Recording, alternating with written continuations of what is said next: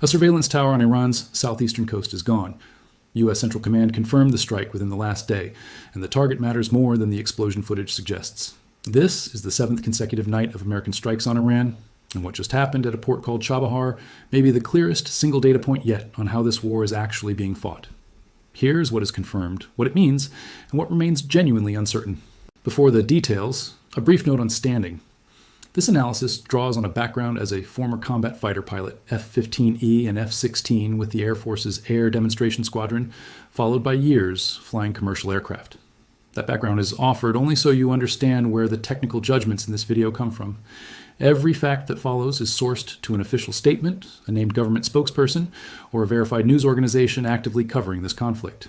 Anywhere this becomes analysis rather than confirmed fact, that will be stated plainly without exception.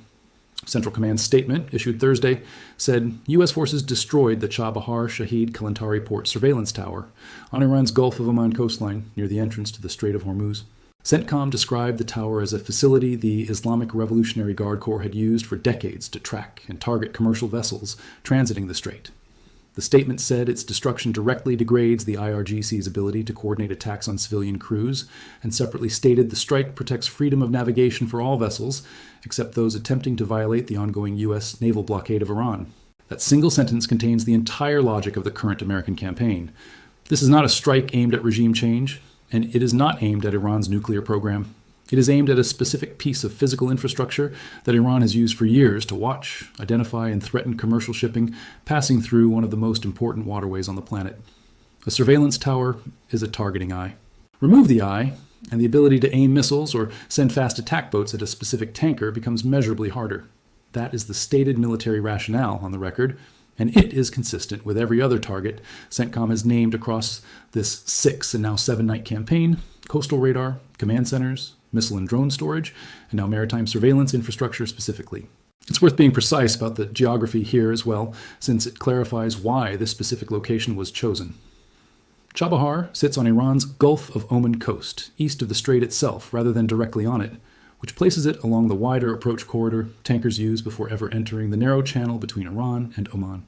A surveillance asset positioned there is not just watching the choke point itself, it's watching the traffic building toward it, giving whoever controls that tower advance notice of exactly which vessels are inbound well before they reach the most contested stretch of water. Removing that specific node extends the blind spot in Iran's coverage further out to sea, which is a meaningfully different effect than degrading a radar site sitting directly inside the strait. This strike did not happen in isolation. It followed a Wednesday operation CENTCOM described as a 90-minute strike on Greater Tumb Island, hitting cruise missile storage and launch sites tied to the same defensive network Iran has built around the strait. That operation was itself part of a broader wave that also struck command centers, air defense sites, and coastal surveillance facilities in multiple locations, including Bandar Abbas using precision munitions. CENTCOM's own language across all of these statements has stayed remarkably consistent, degrading Iran's ability to threaten innocent mariners crewing commercial vessels. Here is what that campaign has actually done to shipping through the strait, and the numbers here are stark. Independent tracking from Portwatch recorded just 10 vessel transits through the Strait of Hormuz on July the 12th, against a pre-crisis daily baseline of roughly 88. That is not a decline. That is a near total halt in tracked commercial traffic. Separate analysis from the shipping data firm Chabahar found tanker traffic had fallen to its lowest level since late May, with an increasing number of vessels switching off their AIS tracking transponders entirely, obscuring the true scale of the slowdown. Satellite imagery reviewed by Reuters identified at least 3 pairs of tankers conducting ship-to-ship oil transfers in the Gulf of Oman, moving cargo from one vessel to another specifically to avoid sailing through the strait at all. One shipping industry source described the situation bluntly: "This has to be viewed as a managed conflict now," comparing it to the Houthi campaign that paralyzed shipping through the Bab al-Mandeb Strait for nearly 2 years before a ceasefire was reached earlier this year. That ship-to-ship transfer tactic deserves a moment of technical explanation because it illustrates just how far shipping operators are willing to go to avoid the strait entirely, rather than trust that any single strike, including this week's tower strike, has meaningfully reduced the risk. Transferring oil from one tanker to another at sea, outside the conflict zone, lets a vessel that never enters the strait at all still deliver cargo onward to a waiting ship that picks it up on the other side. It's slower, it's more expensive, and it introduces its own safety and insurance complications, but it entirely removes the transiting vessel from Iranian surveillance and targeting range. The fact that this workaround has become common enough for satellite imagery analysts to document multiple instances of it in a single week tells you the shipping industry is not waiting to see whether individual strikes, like the one on the Chabahar tower, change the calculus. It is already routing around the entire problem wherever it can. The financial market reaction has tracked the military escalation almost in real time. Brent crude stood at $88.10 a barrel as of this morning, up more than 3.5% in 24 hours. At the time of the most recent published count, more than 440 vessels sat anchored or stopped, either waiting out the crisis or rerouting entirely rather than risk the strait. This is now day 140 of the broader war that began on February 28th, and by every available measure, the Strait of Hormuz is operating at a fraction of its normal capacity. There is a second confirmed development from the past 24 hours that deserves equal weight, because an honest account of this war cannot report only the successes of one side. Iranian state media reported that the IRGC shot down a US MQ-9 Reaper drone over Asaluya in southern Iran. This has not been independently confirmed by US officials as of this recording, and it should be treated with the same caution applied to any single-sourced claim from a party to the conflict. But it fits a broader pattern that has held throughout this war: American air and naval dominance over the strait itself, alongside continued Iranian capability to inflict losses on the aircraft, and drones operating in and around Iranian airspace. Iran's foreign ministry spokesperson, Esmail Baghaei, also condemned the U.S. strikes on Hormuzgan province, the province that includes Bandar Abbas, as unlawful, a formal diplomatic protest that has become a near-daily occurrence at this stage of the conflict. On casualties, the picture requires precision rather than a single round number. Iran's health ministry has said more than 260 people have been injured in the recent wave of U.S. strikes, including at least 3 women and 6 children. CNN, which reported that figure, stated explicitly it could not independently verify it. Separately, Iranian government spokesperson Fatemeh Mohajerani said more than 30 civilians have been killed in the strikes. Both figures originate from the Iranian government, not from independent verification, and both should be understood in that context. Real, officially stated numbers from one party to an active war, not a neutral casualty count. I'm reporting them because omitting them entirely would understate the human cost of a 7-night bombing campaign, not because they carry the same evidentiary weight as a CENTCOM strike confirmation.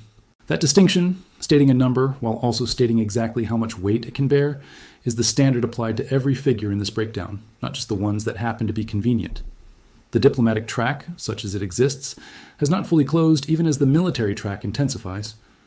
Iran's foreign minister, Abbas Araghchi, traveled to Doha this week to attend a memorial ceremony for Qatar's former emir, a data point that matters because it places Iran's most senior diplomat in direct, physical proximity to Gulf state leadership during the same week the war has escalated. White House Press Secretary Caroline Leavitt asked directly this week whether talks between Washington and Tehran are at a standstill, declined to give a yes or no answer, but confirmed the administration is still holding peace talks. She also stated plainly, quote, "The president is not going to allow them to fire on the ships in the strait," and added, "The president has proved not just to Iran that we can hit them anytime, anywhere, any place." Now, the analytical portion, clearly marked as such, the choice to specifically target a surveillance tower as opposed to a purely offensive weapons site, tells you something about how the campaign's planners are thinking about the problem of protecting shipping. A missile storage bunker is offense, a surveillance tower is targeting infrastructure, the system that tells an offensive weapon where to aim in the first place. Destroying the ability to see and identify a specific tanker is, in some ways, a more efficient way to protect shipping broadly than trying to intercept every individual missile or fast boat that might be launched, because it degrades the entire targeting chain at its origin point rather than defending against each individual threat downstream. That is a reasonable military logic. Whether it is sufficient on its own to restore normal shipping traffic through the strait is a separate question. And the 10 transits a day figure suggests that, so far, it has not been. There's a useful way to think about the difference between an offensive target and a targeting target, drawn from how modern strike campaigns are generally planned. Militaries typically distinguish between what's called kinetic capability, the actual missiles, boats, and weapons that can physically strike a vessel, and what's sometimes called the kill chain, the sequence of detection and identification, decisions, and engagement that has to happen before any of that kinetic capability gets used effectively. A surveillance tower sits early in that kill chain, at the detection and identification stage. Breaking the chain at that early point means an adversary can still, in theory, possess functioning missiles and boats, but loses the ability to reliably find and confirm a specific target before deciding whether to engage it. That's a meaningfully different kind of degradation than simply destroying the missiles themselves, and it's a strategy that tends to be favored specifically because a single well-placed strike on an early stage node can have outsized effects on the entire downstream sequence, at least in theory.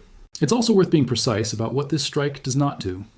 Destroying one surveillance tower at one port does not eliminate Iran's broader maritime surveillance network, which by most independent assessments includes radar installations, coastal observation posts, and naval patrol assets spread across multiple provinces along the Gulf Coast. CENTCOM's own statement described this specific tower as having been used for decades, which tells you it was a long-standing high-value node, but a single high-value node in a distributed system, similar in principle to the power grid story that's been running alongside this one. Removing one node degrades the system. It does not by itself collapse the system. That distinction matters for calibrating expectations about how quickly shipping traffic might actually normalize, even if strikes on this specific target set continue. Consider the shipping numbers again in that light. If IRGC surveillance capability were the sole barrier to normal transit, degrading one tower would produce at least a partial, visible recovery in tracked vessel movement in the days that follow. Whether that happens is something to watch for directly, and it is one of the clearest, most measurable indicators available to evaluate whether this specific strike, and the broader campaign it belongs to, is actually achieving its stated objective. As of the most recent published tracking data, traffic remains near historic lows, which suggests either that the surveillance network is more distributed and redundant than a single tower strike can meaningfully affect, or that shipping companies are responding more to the general risk environment, the blockade, the nightly strikes, the intercepted retaliatory missiles, than to any single piece of Iranian targeting infrastructure specifically. There's a third possibility worth naming as well, one that's less about military effectiveness and more about market psychology. Shipping insurers and vessel operators do not typically wait for definitive proof that a specific threat has been neutralized before resuming normal operations. They price in the worst-case scenario until there's a sustained multi-week pattern of safety, because the cost of losing a tanker and its crew vastly outweighs the cost of a few extra weeks of caution. That means even a genuinely effective strike on Iranian targeting infrastructure might not show up in transit numbers for some time, simply because trust, once broken this badly across a war that's now well past 4 months old, tends to rebuild much more slowly than the underlying military situation actually improves. That's a meaningful caveat to keep in mind before reading too much into any single week's transit figures either way. The naval blockade itself deserves its own explanation, because it is running in parallel with the air campaign and is easy to conflate with it. The U.S. resumed a naval blockade of ships transiting to and from Iranian ports earlier this month. CENTCOM has described the strait as remaining, in its words, free and open, except for vessels attempting to violate what the military has called America's steel wall blockade. That framing, an open strait for compliant traffic, a blockade for non-compliant traffic, is the same logic behind the earlier confirmed incident this month, in which U.S. forces disabled a Curacao-flagged tanker with Hellfire missiles after it ignored repeated warnings and continued toward Karg Island. The blockade and the air campaign against surveillance and coastal defense infrastructure are two separate tools aimed at the same underlying objective, controlling who and what actually moves through the strait, by force where necessary and through direct enforcement against non-compliant vessels. Enforcing a blockade of this kind against an active shipping lane is a substantial and sustained undertaking in its own right, distinct from the nightly strike campaign. It requires persistent naval presence to intercept and identify vessels approaching the strait, a reliable communication and warning protocol before any use of force, and enough overwhelming capability on hand that a disabled tanker like the one bound for Karg Island serves as an effective deterrent to the next vessel considering the same route. The fact that CENTCOM felt it necessary to actually carry out that disabling strike, rather than relying on warnings alone, suggests at least some vessels have been willing to test the blockade's enforcement threshold directly, which in turn tells you the blockade is being treated as a real, enforced barrier, rather than a purely rhetorical one. It also raises the practical question of how many additional vessels are quietly turning back or rerouting after a single warning, rather than pressing forward to the point of actually being disabled, since only the confirmed enforcement actions make it into an official statement, and the far larger number of vessels that simply comply after a first warning generates no headline at all. There is a legal and reputational dimension threading through all of this that should be stated directly, rather than left implied. Trump has separately and repeatedly threatened to expand strikes onto Iranian civilian infrastructure, specifically power plants and bridges, if Tehran does not return to serious negotiations. International law experts have already characterized that specific threat as a potential war crime under both international and U.S. law. Nothing in the confirmed reporting on the Chabahar tower strike suggests that specific threat has been acted upon this week. The tower is squarely a military surveillance asset with a stated military justification, not civilian infrastructure. But the broader campaign is unfolding against the backdrop of that unresolved threat, and any responsible account of this war has to hold both facts at once: a confirmed, defensible military strike this week, alongside a standing, publicly stated threat to cross into far more legally fraught territory if negotiations continue to stall. That distinction between a strike against a legitimate military surveillance target and a threatened strike against protected civilian infrastructure is exactly the kind of line that gets blurred in less careful coverage of this war, and it's worth restating clearly. The Chabahar Tower had a documented decades-long military function, tracking and targeting commercial shipping on behalf of the IRGC. A power plant or a bridge serving a civilian population does not carry that same military function as its primary purpose. Even though military convoys might occasionally use a bridge, or a facility might occasionally draw power from a plant serving both civilian and military users. That's precisely why the legal analysis around Trump's power grid and bridge threats has been so pointed, while no comparable legal objection has been raised publicly about the Chabahar strike itself. The military justification in one case is straightforward and well documented. In the other, threatened case, it remains just that, a threat, sitting in a considerably more legally exposed position if it were ever actually carried out as described. Here is the wider arc for context.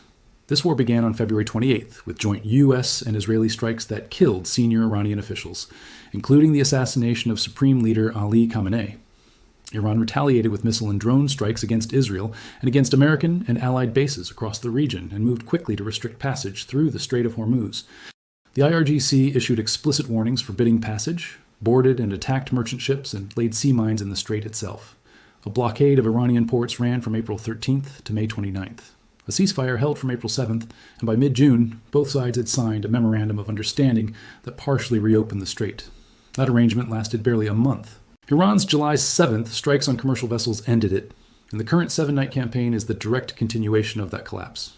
That timeline matters because it shows this is not a war that has escalated in one continuous direction. It has moved in cycles: active combat, a negotiated pause, a partial reopening of normal activity, and then a collapse back into open conflict. This is now the third such cycle in under 5 months. Each time, the pattern immediately preceding renewed combat has looked similar: a period of reduced but not fully normal shipping activity, followed by a specific triggering incident, whether that's the initial assassination in February or the July 7th strikes on commercial vessels, that collapses whatever fragile arrangement had been holding. Recognizing that cyclical pattern is useful for setting realistic expectations about how this current phase might eventually end, most likely through another negotiated pause rather than a decisive military resolution on either side, based on how the previous 2 cycles concluded. It's also worth noting that each successive ceasefire in this pattern has held for a progressively shorter window than the one before it. The April ceasefire lasted roughly 3 months before the mid-June memorandum, which itself lasted barely a month before collapsing again on July 7th, a trend that, if it continues, would suggest any future pause negotiated from this current round may prove even more fragile than the last. Documented casualties across the broader Strait of Hormuz crisis, independent of this week's specific figures, include at least 1 tugboat sunk, more than 17 merchant ships damaged, of which 7 were reportedly abandoned by their crews, 2 merchant ships captured outright, and 12 seafarers killed or missing. A separate incident saw 1 port worker killed and 2 wounded in an attack in Bahrain. Those figures represent the cumulative toll on commercial shipping and seafarers specifically, distinct from the military and civilian casualty figures on either side of the broader air war, and they explain directly why shipping companies are choosing dark transits, ship-to-ship transfers, and outright avoidance of the strait rather than testing whether this week's surveillance tower strike has actually made passage safer. Those maritime casualty figures are worth sitting with for a moment on their own terms, separate from the broader war statistics, because seafarers are a population that rarely gets much attention in coverage of a conflict like this one. 12 people killed or missing at sea, 7 ships abandoned outright by crews who judged continuing the voyage too dangerous, 2 vessels captured entirely. These are the direct occupational costs borne by merchant sailors who have no stake in the underlying dispute between Washington and Tehran, but who operate the vessels that carry roughly 1/5 of the world's oil and gas supply through this exact stretch of water every single day under normal conditions. That's the population whose safety CENTCOM invokes explicitly in nearly every strike statement issued throughout this campaign, the protection of, quote, innocent mariners crewing commercial vessels. And it's worth remembering that framing is not just rhetorical. There is a specific, documented population of real people whose physical safety is directly at stake in whether campaigns like the one against the Chabahar Tower actually succeed in making this waterway safer to work in. Return to the number that opened this analysis. 10 transits against an 88 per day baseline is not a shipping lane operating under strain. It is a shipping lane that has, for practical purposes, closed to ordinary commercial traffic, with the residual movement occurring either under heavy U.S. naval escort, through Iranian-administered exceptions, or through vessels willing to go dark and accept the risk. That is the actual measurable state of the Strait of Hormuz as of this week, 7 nights into renewed U.S. strikes, 1 confirmed surveillance tower destroyed, 1 unconfirmed drone loss reported by Iranian state media, diplomatic contact continuing in parallel through Doha and through the White House podium, and Brent crude climbing again as markets price, in the likelihood that this does not resolve quickly. What to watch next, stated as open questions rather than predictions. First, whether tracked transit numbers move at all in the days following the Chabahar strike, which is the most concrete, verifiable signal available for judging whether this specific tactic, degrading surveillance nodes rather than only offensive weapon sites, is actually changing conditions on the water. A meaningful uptick in daily transits over the coming week would be the clearest possible evidence that this specific strategy is working.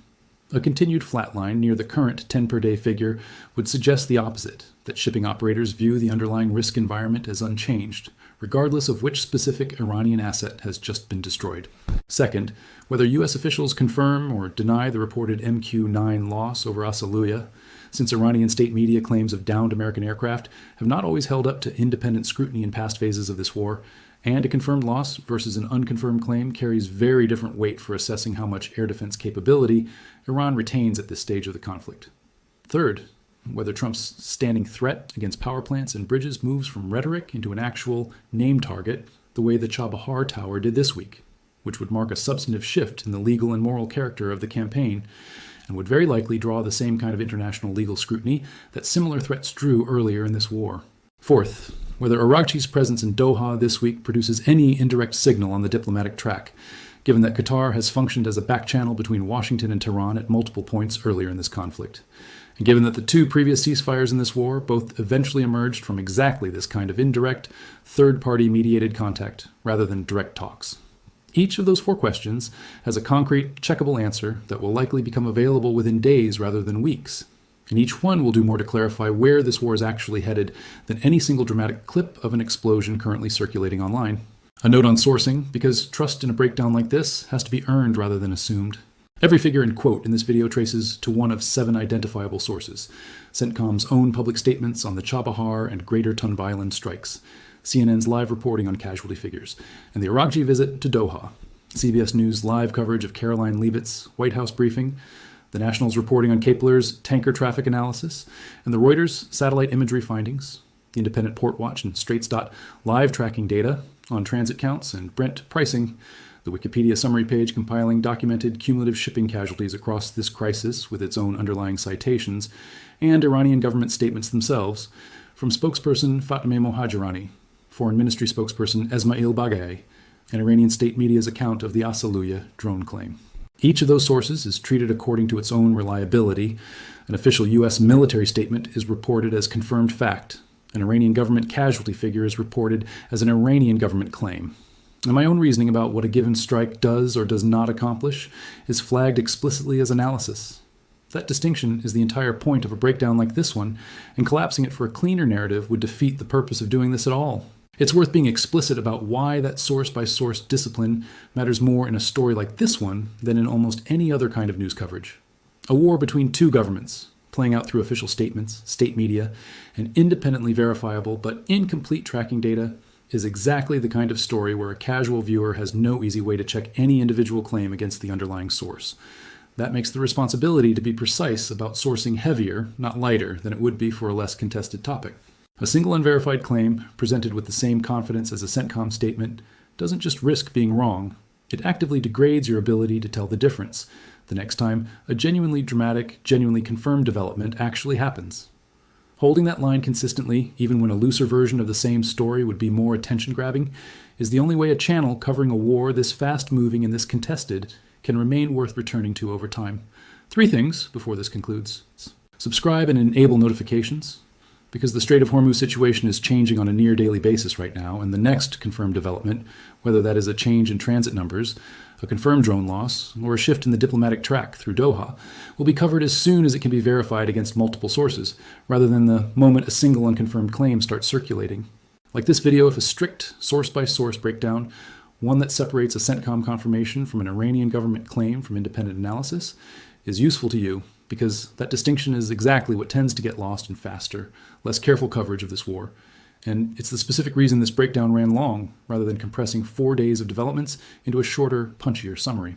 And leave a comment with what deserves the next deep dive, whether that is the mechanics of how a naval blockade is actually enforced against non-compliant vessels, a closer look at the ship-to-ship transfer tactics tankers are using to avoid the strait entirely, or a full accounting of the diplomatic channel running through Doha and Qatar's role as an intermediary in both of the previous ceasefires this war has seen, because that feedback directly determines what gets covered next, and it has shaped every one of the deep dives that have followed a request like this in the past.